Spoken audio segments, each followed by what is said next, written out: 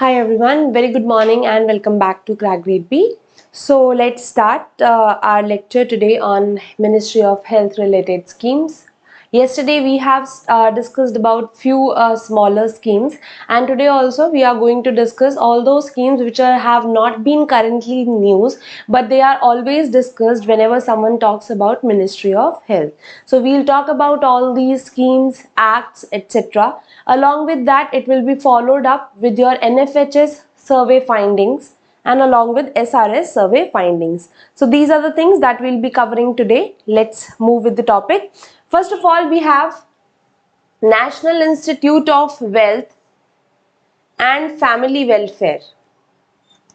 National Institute of Health and Family Welfare, when it was constituted, so it was established in the year 1977 by the merger of, there were two national level institutions earlier. First, there was an Institute on Health Administration, and then there is an Institute of the Family Planning. Both of them was merged, and then we have come up with this particular Institute of Health and Family Welfare. It is an autonomous organization and it is apex technical institute as well as the think tank for these two particular areas. See, what happens is, in case of family planning as well as health, we do need technical interventions as well as some kind of research as well. So when I am telling that this is a technical institute, that means this particular institute does all the kinds of research as well as the planning, policy making, and also the critical thinking that what are the steps that should be taken from our end in order to achieve these two particular objectives,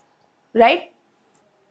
Next act that we have is called as Clinical Establishment, Registration and Regulation Act 2010. Clinical establishment. See, under this particular act, although we have covered a smaller part of this, but let me tell you, the word clinical establishment means hospitals, maternity homes, as well as the clinics. You might be seeing these clinics in an area near you, right? So all these clinical establishments are bound by this particular act. What does this act say? So this act says that whenever you are establishing such kind of clinics, what kind of procedures you are going to perform, that means what are the facilities that you are performing, along with the rates, that what are the rates that you are charging for those particular procedures. These two things should be clearly mentioned so that it could be easy for the patient to decide, to judge whether he or she wants to conduct that particular procedure or not. So the Clinical Establishment Act, enacted by Parliament in the year 2010 for the regulation of clinical establishment except those of armed forces. Armed forces hospitals, they come under their regulation. Now, what are the objectives of this particular act? They want to prescribe the minimum standards of facilities as well as services which may be provided by them so that mandate of Article 47 is achieved. What is Article 47? Article 47 says that government, it is a directive principle of state policy, DPSP. That means under this we give instructions to the state that they have to cover these particular following things, and under that we have said that you have to provide for health of all the citizens of India. This is the direction to the state given, right? So with that particular objective, this act has been established. Now, what are the key points under the act? So clinical establishment in the states or UT which has adopted the act, these are required to display the rates charged for each type of services provided or the facilities that you have provided. The clinical establishment,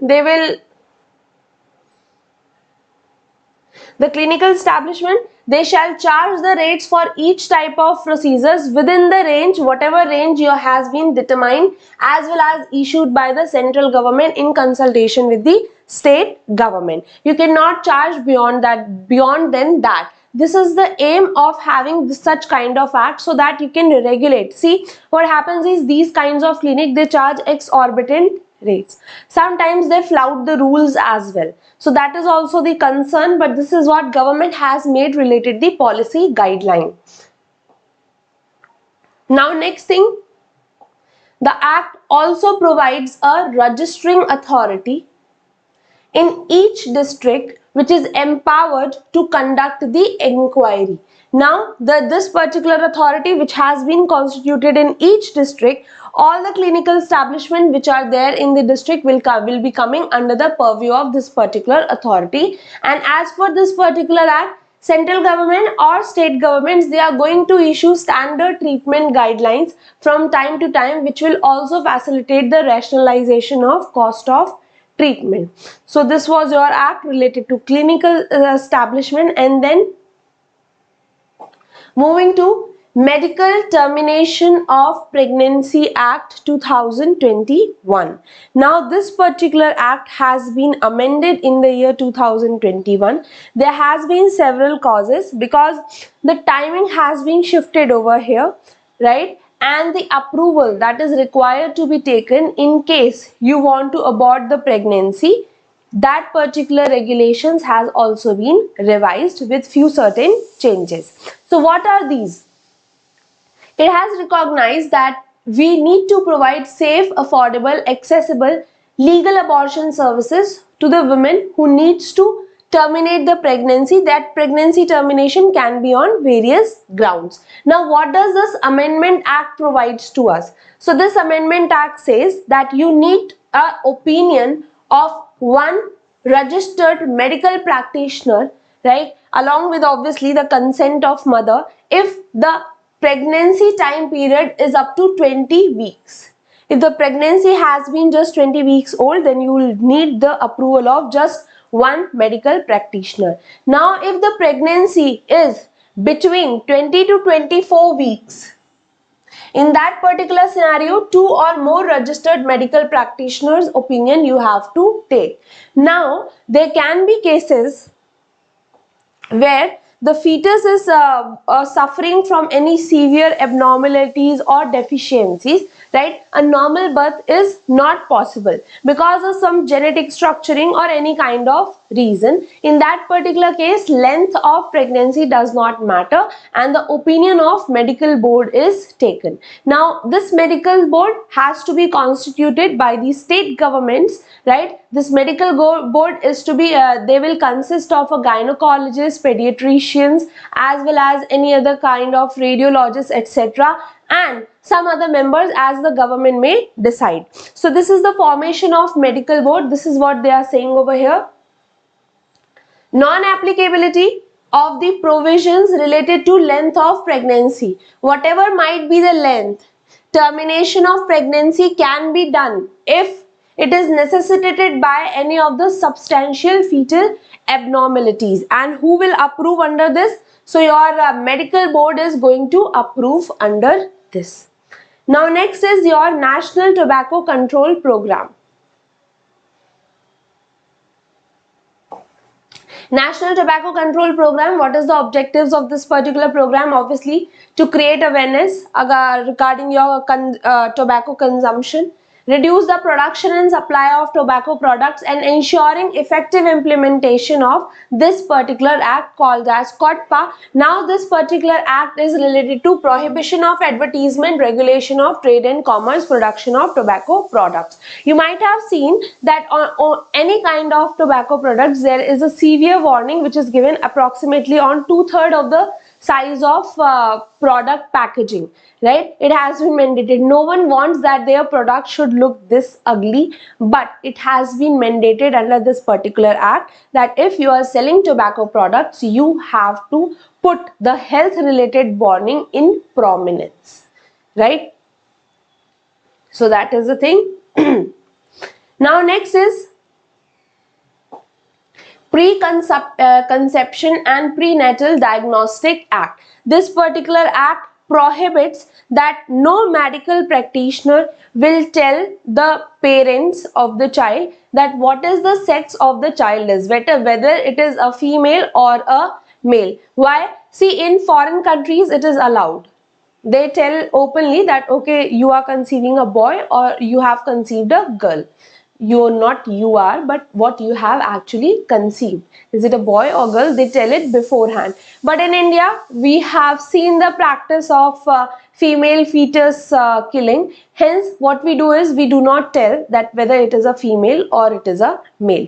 Although that is also not leaving problems behind, but yeah, somewhere it is helping us.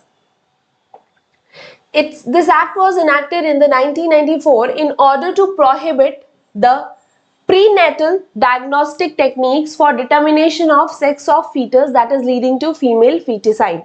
If any doctor contravenes, then he or she shall be liable to 3 years and with the fine which may exceed to 10,000 rupees, and on his subsequent conviction with imprisonment which may extend to 5 years and fine which may extend to 50,000 rupees.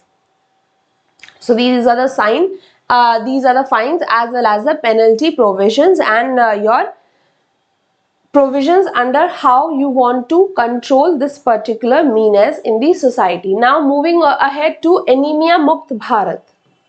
So Anemia Mukt Bharat, this strategy was launched. We wanted to prevent the anemia prevalence, right? Anemia prevalence is seen mainly in the women as well as the other sections of our society as well. We'll be seeing, but at least 50% as per your National Family Health Survey, latest National Family Health Survey, it has been found out that 50% of the women in India are anemic. They do not, you can call it deficiency of blood as well as deficiency of the various nutrients in the blood. So this is the problem. Now in order to combat this, we have come up with the Poshan Abhiyan as well as 6 into 6 into 6 for strategy. What we are doing under this, we have identified who are my target beneficiaries. Now under this becomes very important from your prelims perspective. It could be asked that 6 into 6 into 6, this strategy is for what? Can you also tell me that what was this strategy for?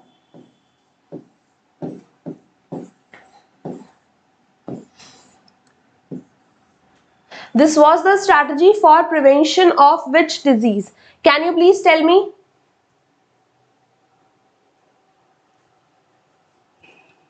Anyone?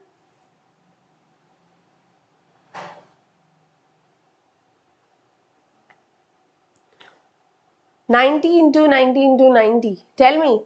So like that questions can be asked. Now if anyone wants to answer that, please answer. 6 into 6 intervention. Now there will be 6 interventions as well as 6 institutional mechanisms. Now let's see quickly what are these. First of all, let's see the prevalence of anemia. Just a brief introduction for you so that you can understand the topic well. 25% of the women, they also suffer from the anemia. 57% of the women, because of that, the child which has just been born, 6 to 59 months, obviously when women, very good Gaurav. So when women are facing anemia, then child will automatically face, and specifically your newborn child. So these are the prevalences of anemia as per your latest National Family Health Survey. Please listen to me very carefully. National Family Health Survey becomes very important. See, sometimes questions can be asked. They can pick up any particular data from NFHS. Apart from prelims point of view, NFHS becomes very important from your subjective exam, that means your mains perspective as well. So for both the kinds of thing, and basically whenever anyone is preparing, NFHS is considered more important from the eyes of mains perspective, right? So please, when I'll be teaching NFHS, I'll not be taking it that much, what you can say, so that it should become boring for you. But we'll be talking about it and you will get to know that what is actual condition of health in India, divided on various categories. So it is an interesting topic to study. Now, who all are our target beneficiaries under Anemia Mukt Bharat? So preschool children, children, adolescent girls, pregnant women, lactating women, as well as women of reproductive age group. These are all our targets. Now, what are the interventions that we are going to do for them? Iron, folic acid supplements, deworming. What was the tablet that we gave for the deworming? Intensified year-round behavior change program, testing of anemia, mandatory provision from the fortified foods in the government food program, that means under addressing non-nutritional causes of anemia in the endemic pockets like malaria, fluorosis, all these targets we will be covering. Now next is central government health scheme. See, this particular PDF is provided in the paid group, right? All the PDFs which are there in the channel, they are provided in the paid group, and some PDFs they can be provided on Telegram as well. Now, central government health scheme. This particular scheme was started in 1954 in the New Delhi, right? What is the aim of this particular scheme? Once you will understand the aims, everything else will be covered. So, health care to central government employees as well as the pensioners. And the next thing is that it is a central sector scheme. 100% funding will be provided by your central government. Now, this is the only part which is important under this particular scheme. Now, we'll be going to cover our National Family Health Survey. You also have one thing that is called as Har Ghar Dastak. Har Ghar Dastak, this was the program for the COVID-19 vaccination related. So under this, we wanted to vaccinate all the people with the COVID-19 vaccines. So this was our aim under Har Ghar Dastak program. Now moving ahead and talking about National Family Health Survey 2019-21. This is the latest family health survey that is available to us. What does becomes important under this is, see, first of all, suppose I am talking about any particular parameter. So they will ask me that, okay, what is the age group that is covered under this, right? Questions can be formed like that. Percentages related questions are not being asked, but yes, they can be asked in a statement based wise question. Apart from that, some statements under this particular NFHS you can collect for your mains writing as well, because they will help you to have a command over data, and whenever you are writing descriptive answers, it is very much advised that you should be using the facts loaded data in your answer writing, because it authenticates your answer. See, all those people who are preparing for this particular exam, they know what are the basics, or I shall talk about any competitive exam. They know what are the basics. Everyone knows about them. So if you tell someone that please write an answer on it, all will give a generic answer, right? But when this answer becomes an extraordinary answer, when you load that particular answer with the datas. So that is why my suggestion is every time that whenever you are preparing for mains of any kind of examination, please keep a tab on the latest data. Try to revise it, try to memorize it again and again. So with that particular intentions, we are going to study our National Family Health Survey. It is very important. You will get to know and leave everything. When you will be reading this particular survey, you will get to know that what is the actual health condition of our country. And I guess this is an interesting topic to study, right? So let's understand this. So National Family Health Survey, it is a large-scale, multi-round survey which has been conducted in a representative samples of household. There have been surveys that were conducted erstwhile, like first National Family Health Survey was conducted in 1992 and fourth was conducted in 2015-16, and now what we have the results of, it is the latest National Family Health Survey. Ministry of Health, Government of India, designated in the International Institute of Population Sciences, Mumbai. These are the nodal agencies which are responsible for conducting this particular survey. Now, moving ahead and talking about the findings of this particular survey. One more thing.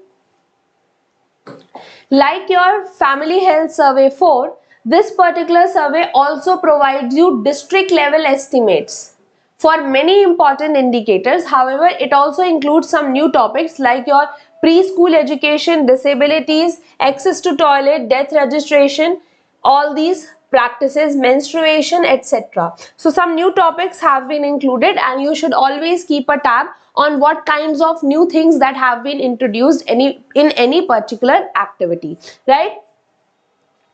Next point that you should have to cover is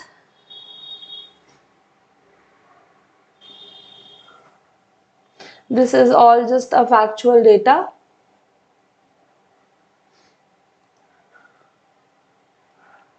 Yeah, now we'll be talking about the key results. This is the important thing. You have already understood that which is the nodal agency. Now talking about the key results on the it. First of all, total fertility rate. Do we understand the meaning of total fertility rate? I have told you this again and again multiple number of times. This is the number of child that a woman will bear in its reproductive age. Total number of child, right? So this is called as total fertility rate, and it is calculated as on an average every woman. So what is the replacement level fertility rate? Replacement level fertility rate is 2.1.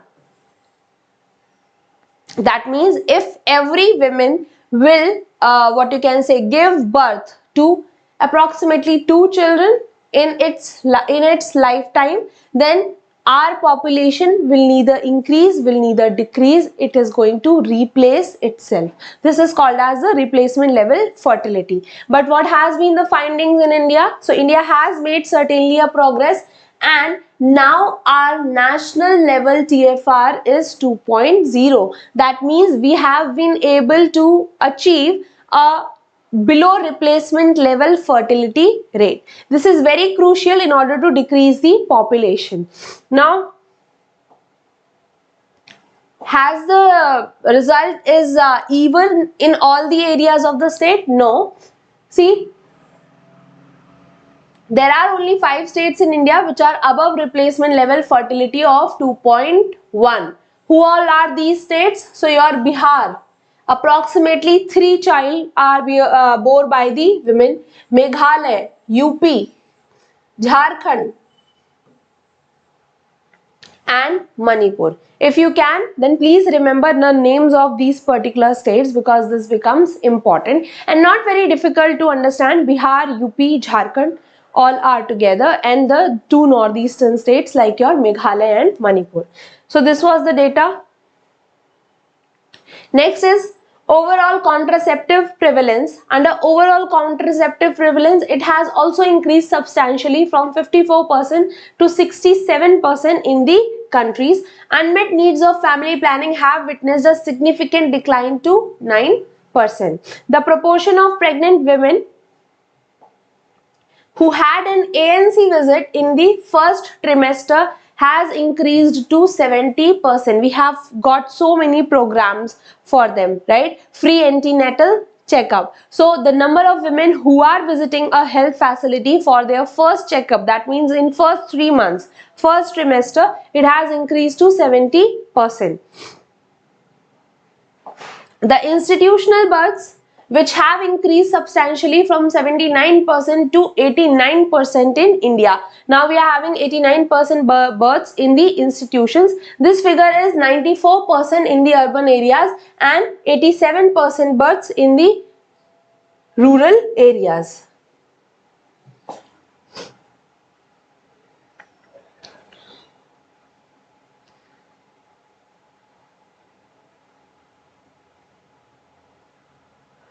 Next thing,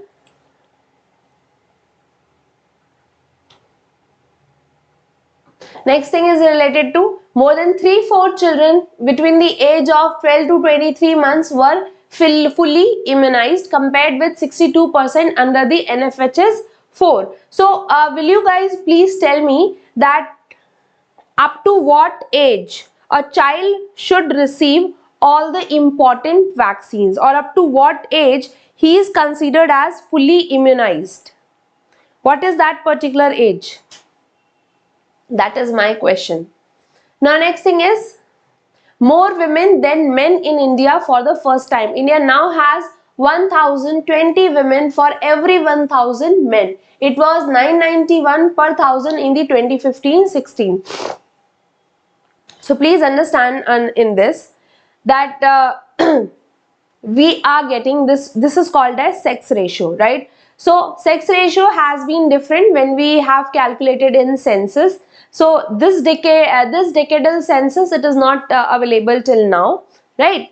But what we have is the data from this particular NFHS. So there is different sex ratio that has been told under NFHS. We have got different sex ratio that has computed under your census. So as per NFHS 5, now India has got more women than compared to men. But again, this is a national average. I am sure that the state-wise performance is not up to the mark. Specifically, states like Punjab, Haryana, Rajasthan, they have been notorious in relation to the killing of girl child. So these states will not be performing very well till now. Now next is gender ratio at birth. Gender ratio at birth, how many female child they are being born and how many male childs are born. Now the gender ratio at birth in the last 5 years is still 929. That means per 1000 boys, just 929 girls related birth that take place. It suggests that son preference still exists. Except for Tripura, Ladakh as well as Lakshadweep, all states have got child sex ratio below 1000. Now nutritional status of the children, very important. So 36% of the children under the age of 5 years they are stunted. Now this is a very crucial data. India has not been able to perform very well on this particular front. Stunting means short for their age. That means if you have got an age of 15 years, then you should be having a specified level of height. Why you are not being able to achieve that height? See, I understand that there are some genetic considerations as well, but apart from that, if correct nutrition is provided to the child, then the child really grows. And the problems like stunting as well as wasting is having a low weight as in proportion to the height. Right? So all these problems exist. So 36% of the child, they are facing the problem of stunting in India. Variations are there in the stunting range that we do not have to cover. 19% are wasted. And next are 32% are underweight. Underweight means thin for their age. So please remember these two particular datas. First of all, wasting. Wasting means you are thin. You do not have weight but compared to your height. Correct? And next is underweight. Underweight means you do not have weight but the comparison is made with the age. So these are the two things you have to remember. 32% are underweight, and as per my understanding, India has not performed well in this particular criteria. Obviously, you might be thinking that this is just 19%, but believe me, India is worst performer on this particular indicator in entire world. So hence, this is very crucial for us.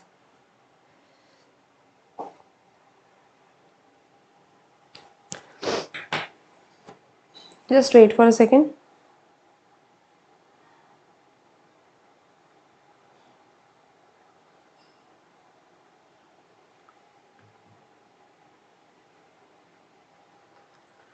Now see, 3% are overweight. This is also a problem. Next is more than a third of women in Kerala, Andamans, Andhra Pradesh, Goa, etc. These are overweight or obese.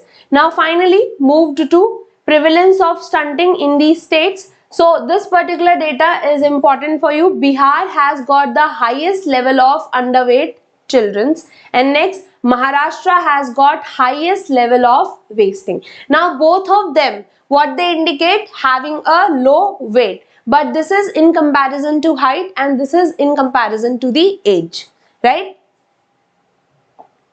NFHS 5, it shows you that overall improvement in the SDG indicators in all states, which married women usually participate in these household decisions. Visit to her family or relative indicators or their participation in decision making is high. 80% in Ladakh, 99% in Nagaland and Mizoram, and rural 77% as well as urban differences there. Now here they are telling you that the what women related decision making is being done in the our country.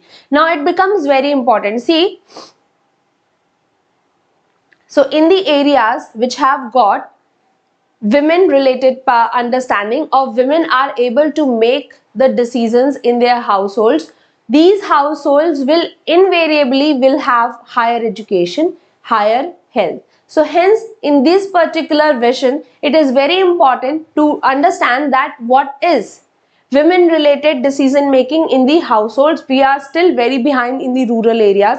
Women has not given that much power to speak on all these familial related matters. Now talking about mortality levels, this is again an important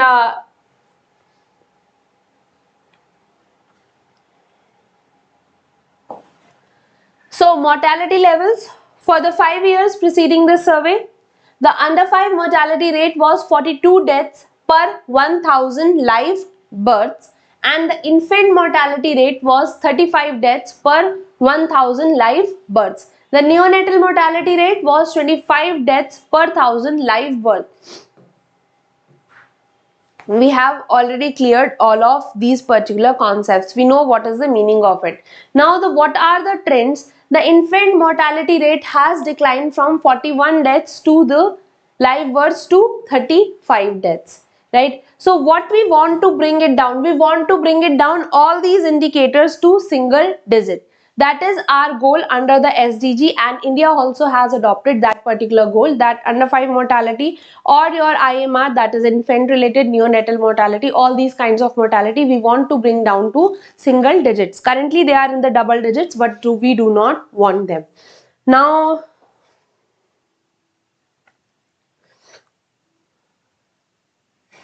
next thing is, one more thing that you can understand is just your definitions which has been provided under this.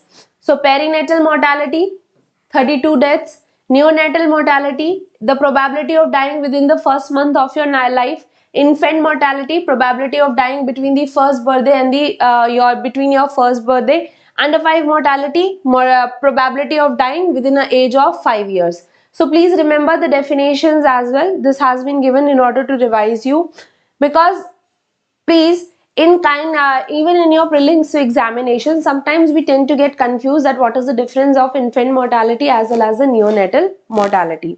So please remember both of these definitions. Infant is up to the age of 1 year and neonatal means up to the age of 1 month. Apart from that, you have also got the stillbirth. Stillbirth means the child is born dead. So all these things, all these differences, please remember them. Next is drinking water. 96% of the households have improved sources of drinking water. 74% of your households, urban population in the two highest wealth credentials, as well as 83% of your households have access to toilet facility. And these are all the parameters that you can cover by yourself, not very important.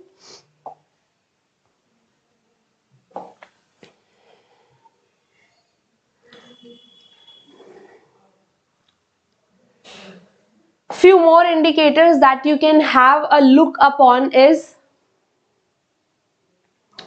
preschool attendance as well as the school attendance. These are the 2 parameters that you can use in the data related to your answers. So 40% of the schools and boys, they attend preschools, as well as this net attendance ratio, it falls to 83% in the primary school to 71% in the middle school, right? Apart from that, not much is, you can have a read of it just once.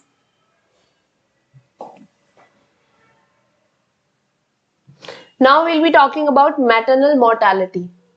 This is also very important. Can you guys tell me that how do we measure maternal mortality? How do we measure maternal mortality? How many live births? 1000 or 1 lakh? So maternal mortality is how many women have died while giving birth per 1 lakh live birth. So you see the parameters which are there in the IMR, that is means your infant mortality or neonatal mortality, that differs from what is our maternal mortality ratio, right? So both of these things are different. Maternal mortality ratio is it is being measured per 1 lakh live birth. Now, Office of Registrar General under the Ministry of Home Affairs, they have been conducting the population related census, and they have giving us the fertility as well as the mortality related using sample registration system. Now the key parameters or the key highlights have been, it has declined from 113 to 103. 8.8% decline is there. Now the country has been witnessing a progressive reduction in the MMR. This has been now come under the 103 in 2017-19. Now we want to reduce it much further. See, in your mains there are other subjects as well, right? Now what these government schemes are useful? See, first of all, the facts as well as data which has been provided under this, that can be asked under your prelims examination, and whatever we have seen the past trend of prelims examination, they always tend to ask the deeper questions in your ministry related any kind of document or the schemes related things. They sometimes the question seems super easy, sometimes they talk in depth as well. Hence this particular ministry related documents that we are covering in these particular lectures, they are in enough depth. I do not think that you should be going beyond whatever content we have already provided. That is more than sufficient. So please use it wisely for your prelims. And I'll also say that please maintain a data book for yourself. So in that particular data book, if you are seeing any important data, that right now I am teaching you that what is maternal mortality rate. So you can think about that, okay, what was the ratio in the year 2016-18 and what has been in the 2017-19. We have taken a reduction. So this is obviously an important thing, correct? So with that, by using these particulars data, you can upgrade your answers in the mains. That's what I want to convey. Now we are on the verge of achieving our national health policy related target. What is that particular target? Achieving of 100 per lakh live birth by 2020, and certainly on the track of achieving the SDG target as well. Sustainable Development Goal of the United Nations say that you should be having maternal mortality rate below 70 per lakh live births. So India has got the target. SDG goals has to be achieved in the year 2030. By the year 2030, India has put itself on a target that by 2020 we will be able to achieve a 100 per lakh live births maternal mortality rates. So the rest are what you can say state related performances, and you can just give a read on to that. Next is your sample registration statistical report 2020 office. Which particular office brings out that? The Office of Registrar General as well as Census Commissioner India under Ministry of Home Affairs, they have been releasing this particular report, and this is in relation to the fertility as well as the mortality. What are the contents under this particular report? So this particular report has told you the data. SRS, crude birth rate, total fertility rate is 2.0, neonatal, early neonatal mortality rate, that means within 7 days it is 15, neonatal mortality rate by achieving your first month is 20, infant mortality rate is 28, and under 5 mortality rate is 32. So these are the data which has been provided under this particular scheme. Now what my suggestions will be, please read out this thing at once. If you feel like that, okay, this is the data which I am thinking is important. Otherwise, I have told you already the datas which are important from the which you should be studying. Apart from that, you can just have a read and you can skip the rest part. Talking about the reports, you cannot skip any kind of schemes or any other kind of act because they are very important. With that, I would like to wrap up this particular session. Thank you so much for joining it. Don't forget to like this video, and thank you.